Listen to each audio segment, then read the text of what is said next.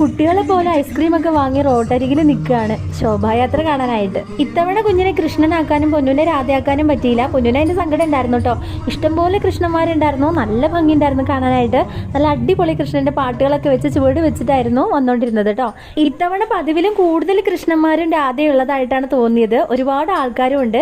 അമ്പലത്തിൽ എത്തിക്കഴിഞ്ഞാൽ അവിടുന്ന് ഉറിയടി ഉണ്ട്, അതും കഴിഞ്ഞ് പ്രസാദം കിട്ടും. ഉണ്ണിയപ്പോ പായസമാണ് കിട്ടാട്ടോ. ഞങ്ങൾ റോട്ടിൽ നിന്ന് കാണുമായിരുന്നു. നല്ല രസമുണ്ട് കാണാൻ, ഒരുപാട് ആൾക്കാരുണ്ട്. ഉറിയടിയൊക്കെ കഴിഞ്ഞ് പരിപാടികളൊക്കെ കഴിയുമ്പോഴേക്കും നട തുറക്കാറാവും. അതിനുശേഷം എല്ലാവരും അമ്പലത്തിൽ പോയി തൊഴുതിട്ടാണ് മടങ്ങുക കേട്ടോ. കുഞ്ഞി കൃഷ്ണന്മാരുണ്ടോയെന്ന് ഒരുപാട് ഞാൻ നോക്കി, പക്ഷെ ഇത്തവണ അധികം ഒന്നും ഉണ്ടായിരുന്നില്ല കുഞ്ഞി കൃഷ്ണന്മാർ.